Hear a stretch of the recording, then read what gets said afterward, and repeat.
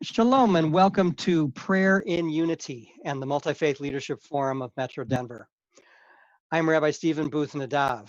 Our forum is a network of faith leaders from the Metro Denver area who are committed to building relationships of understanding and support across all faith traditions and to being a voice and a resource for multi-faith engagement in the Denver area.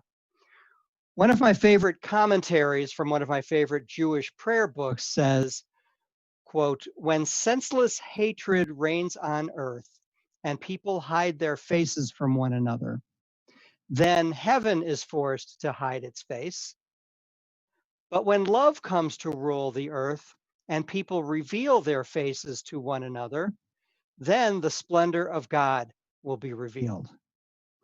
I share this as I ponder where and when is God today. In his book, Everyday Holiness by Alan Marinus, in the chapter of Musar Teachings on Faith, we read, "Let's dispose of the most obvious misconception first.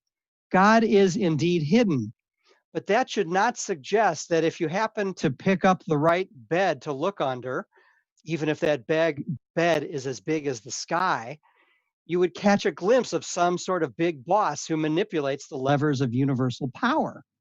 That's not the right place to look, because what we are looking for is not like a creature in space and time. If we acknowledge that there are limits to what the human mind can perceive and think, then why would we assume that all dimensions of reality need to be confirmed within those limits? It just doesn't work to approach God through rational thought alone. All philosophical speculations and explanations, even if true, can in no fashion bring a person to cling to the living God. Or as one of my teachers used to say, I don't care so much how you conceive of God, but rather whether you experience God. So imagine for a moment that you were given the assignment to design a universe in which there were to be creatures who had the potential to reach some sort of personal wholeness. How would you proceed? Wouldn't you want to create a world in which there were real pitfalls and detours so that the climb would be real and the consequences real as well? And wouldn't you want to make your role as creator neither fully revealed nor fully hidden? For if you were fully revealed, that would put an end to the sense of independence of the creatures, who would then find it incontestable that they are created and would then give up on living and making an effort. On the other hand, to be totally untraceable denies the creatures an all-important clue as to the nature of the universe in which they are living. The most useful and effective place to reveal your presence in creation would be only in glimpses, intuitions, and flashes. And so it is. To build a foundation of faith, then, we need to pay attention to the sorts of glimpses and intuitions and flashes that are the only way in which we can hope to experience something like the presence of God, something of the presence of God.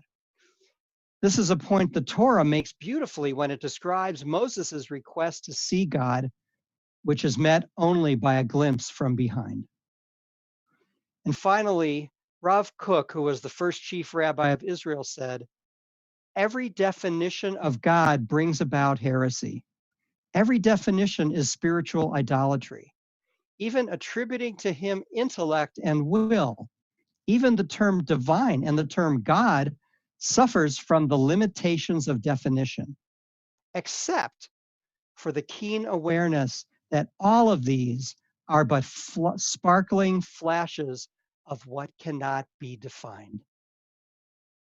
We are meant to pay attention to those sparkling flashes. They are how we experience the presence of God. And in this crazy world, we deeply need to acknowledge and lift up those sparkling flashes. So for my opening commentary, senseless hatred does reign on earth right now. And long before masks, people were hiding their faces from one another. And heaven was also forced to hide.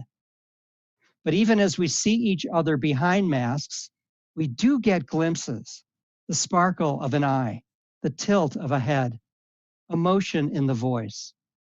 Even with masks, physical or otherwise, connecting with the love that truly undergirds and connects all creation, we can reveal to each other glimpses and intuitions and flashes of the divine.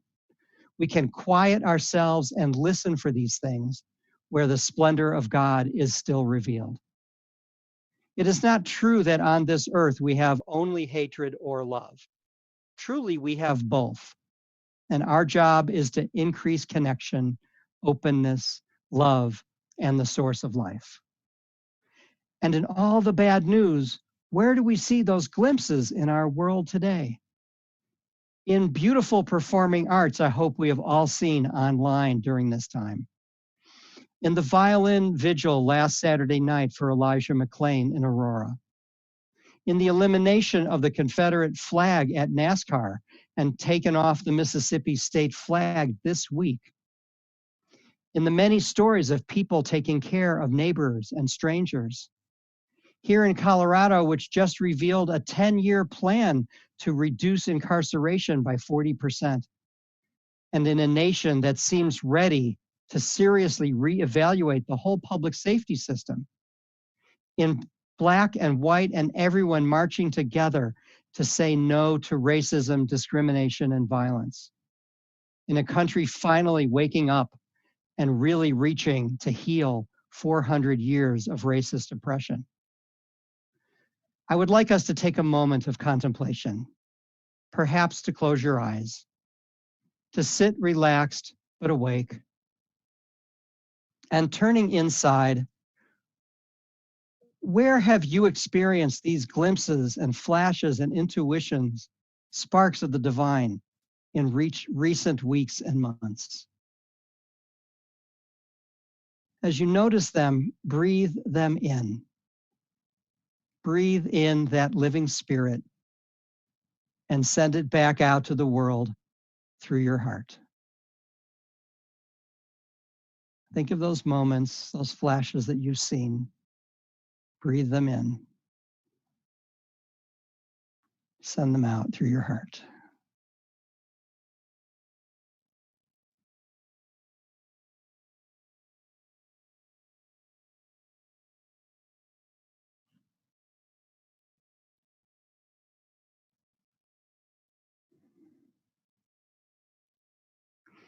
Notice that though we are all in different spaces, just the fact that we are here and breathing and attuning ourselves to that divine flow right now, that we are all connected. We are not alone.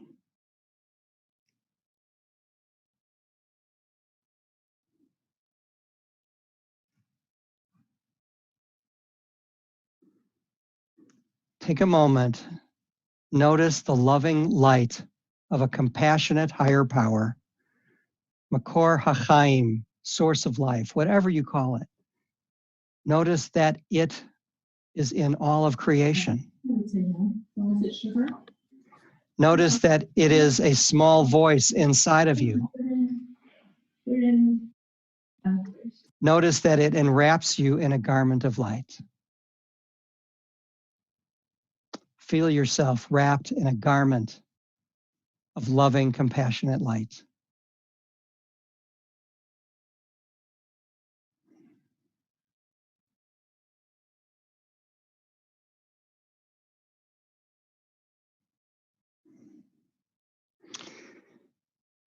So I'll close tonight with a traditional evening prayer from the Jewish tradition, a Hashkivenu prayer.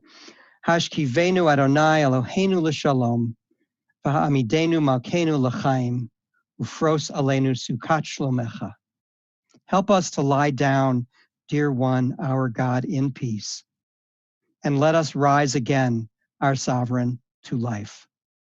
Spread over us the shelter of your peace. Decree for us a worthy daily lot, and redeem us for the sake of your great name. And enfold us in the wings of your protection, for you are our redeeming guardian.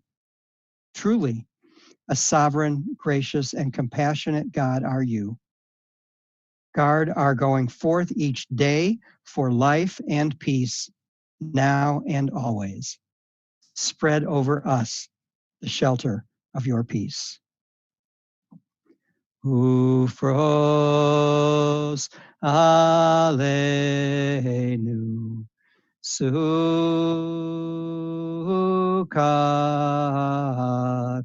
Sukkot, Shilomecha,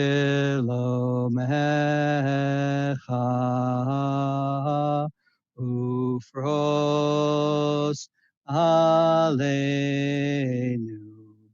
Sukkot,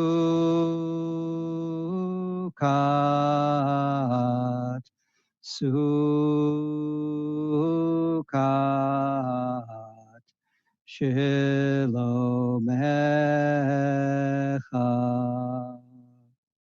Spread over us your shelter of peace. Amen. So thank you for being here.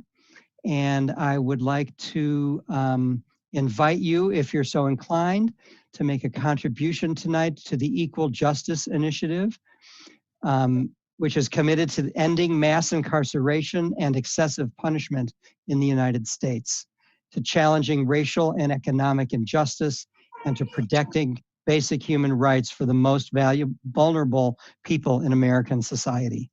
They also created the Legacy Museum from Enslavement to Mass Incarceration and the Memorial for Peace and Justice in Montgomery, Alabama, that memorializes over 4,000 victims of racial terrorist lynchings in our country. I encourage you to donate to their important work, and when we can travel again, to make a pilgrimage to this sacred site in Montgomery. I did it 20 months ago, and it changed my life. So good night, and we will see you again at the same time next week. Shalom.